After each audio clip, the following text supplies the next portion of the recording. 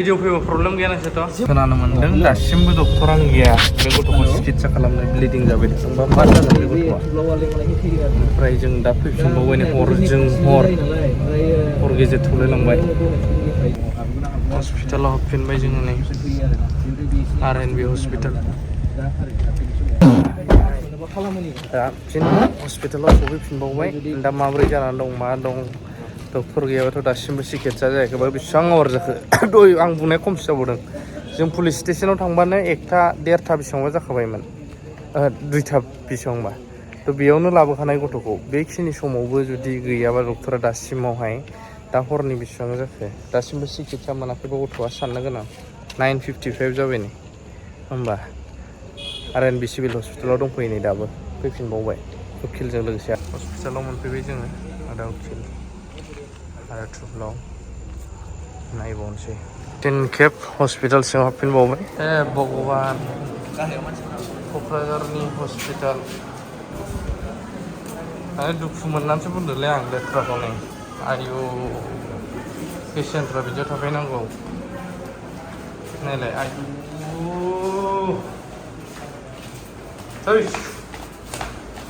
क्वालिटिया hospital ना मोजां जाजानो लुबैयो दा दुखु मोनदों आं नै बेसेबां मोजां मार्बलनि बानायना होजोब्बाय साफाखौनो लाखिनो रोङासै नालाय आग्ला जागोन गाज्रि जादों नामा आं देखायनाया बुंलै रायनानै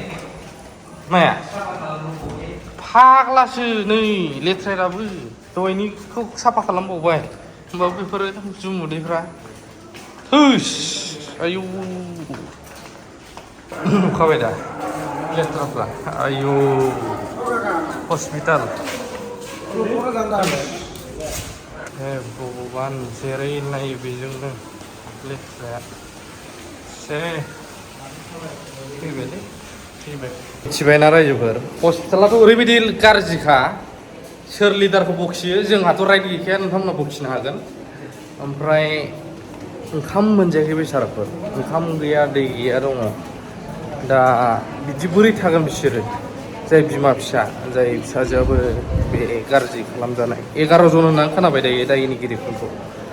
ओमफ्राय बोरै थागोन दा बिदिनो बै आदा उखिल आदा थुब्लाव आं ओंखायनो दा माबा मोनसे बेब'स्थाथ' खालामनांगोन ना रसा लानानै बोरै थानो बिसोरलाय थ' अबेबा हटेलफ्राव नागिरनोसै आरो मोनानिब्लाबो मोना दुखु मोनदोंलै बायदियाव क'क्राझार बायदियाव बिदि हस्पिटाला एसेबां लेथ्रा जाबाय मार्बलनि होजोबलायनानै थिना बिनि माखासे सुपारिनटेन्डेन्ट ना मा होनो बेफोरो नोगोद लेथ्रा बाहेरायावल' थान्दा मोनफैयो क'क्राझार जोङो नैबे टाउन गेजेरनि फ्लाइअभारखौ मोनफैबाय नैबे पइन्टनिफ्राय जोङो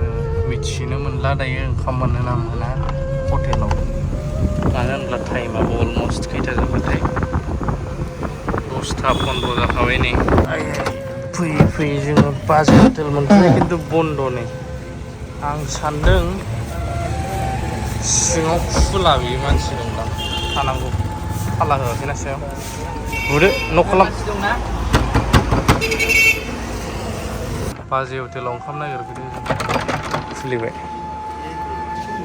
आंहाबो बा नोंहाबो सोरहाबाबो बिनानावफोर दंलै बा बिब'फोर बे गथ'नाया आंथ' बिसोरखौ सिनायाबो मायाबो अब्लाबो नैबाव नाङोना बिदि खालामजायोब्ला खोनानाय बायदिब्ला दा रेप खालामग्रा भिक्टिम्सफ्रा 11 जन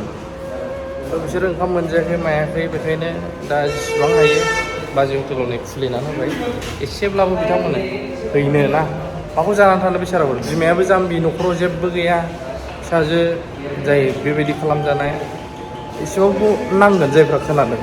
बाजै हटेलनिफ्राय दसेबाबो गैलामोन बन्द' जाबायमोन बानायब्रबनानै हरसिगोन बिथांमोननो उफाय गैया बिमा फिसाजो डक्टरखौ दहाय गैया होननानै खोनाफिननायखाय जों बिग्रायखांनाय बायदि थांफिनदोंमोन नाथाय दा खोनाफिननो मोनबाय डक्टरा एटलिस्ट नायनानै थांबाय दायो माने जिखिनि खामानि मावनांगौमोन मावबाय होननानै जों फोरमायनायखौ खोनादों आरो नुवाखै जोंथ' नायनो मोनला जाहैबाय नाथाय पुलिस जायफ्रा वुमेन सेलनि बिसोरो फोरमायदों दा नायबावनोसै माब्रै जायो बे आयंआ माबाफोर फोरमायगोन नामा बै जाय गथ'नि बिमा बिनानावनि बिमा नायनोसै ओंखाम थोंखाम लानानै ओरैनोथ' हरा थौखाबाय बिरादनो बै मादै ओमफ्राय बिनानावनो भिडिअ फैबा प्रब्लेम गैया नोंसोरथ' थेंक इउ सै फ्रियाव हरनायनि थाखाय बैसोरनो थाखाय भिक्टिम्सफोरनो बे जाय जिनाहारि खालामजानाय बिनानाव आरो बिनि बिमा आयं बिथांमोननो थाखाय बाजै हटेलनिफ्राय फ्रियावनो हरबावबाय बे ब्रादारमोना थेंक इउ सै दे थाथ' थांनिजों औ बाजै हटेलनिफ्राय औ सब गोजोननाय थाबाय आंहाथ' मेगना जाथारला मैया हरसे उन्दुयैया ओमफ्राय दा बे आयंनिफ्राय दे थेंक इउ सै दे औ दे फ्रियावनो हरबाय बिथांमोना ओंखामखौबो ओंख्रि बिसिनि थाखाय थ' बाजै हटेल क'क्राझारनि थाखाय थेंक्स दै गासैबो रायजोफोर दा जों बिसोरनो हैग्रोनोसै जों जाथि जोंना जेखि जाया थांनि लाबाय दायो बेखिनिया थ' नोंथांमोननि सापर्ट नोंथांमोननि थुलुंगानायजों मालाबा जों बेफोरबायदि खामानि मावनो गोसोआ दुंखांनायबो मोनो सोरबा बिनि गेजेरावनो गाज्रि कमेन्ट होयोबो नोंथांमोननि खायफानि थुलुंगानायजों बोलो मोनफिनो हरनि समाव क'क्राझार टाउन फिन खेबसेबाव फैबावबाय मोनफैफिनबाय नै केमेरायाव मा नांलाजोबखो बेलेगावबो लेथ्रा थायोदां खिन्थु अयनायद्राय मोनबायलां जोंनि क'क्राझारनि हस्पिटालाव सयथिबो जाखाला खिन्थु एक्सुवेलि आंहाबो उखैनाया जाला मिसाखौ मा बुंनो मालायफोरा बिमा बिफाया बिराद खबर लायदा आंना बिमा बिफाया कलखौनो हरालै भिडिअ'आवनो बुंबाय आं उन्दैनिफ्राय थाफेरनो मोनाखैना आं बिसोरजों जेबो नङा दे अब्लाबो ओरैनोथ' बुंथावा हस्पिटालखौनो लेथ्रानि थाखाय देखुजोबनो लुगैबाय आं बुंथावामोन बे जोंनि बे मानाव गेदेर जिखुनु पार्टिनियानो जाया बे गेदेर गेदेरफोरालाय भिडिअ लाबोगोन ना लाबोआब्रा बे हेल्थ सेक्टरनि इएम जिएम टिएम रायजोफ्रा सोंदोलै जों इन्डिभिजुवेल सोंबाथ' गाज्रि जायो नालाय आग्लासो जागोन नै गुवाहाटि जिएमसिआबो बिदि नंबावलादां आयौ गोबागोनलै बिदिखौ नायबा थैगोन समाव इसिबां मोजां मार्बलनि बानायनानै गालांबाय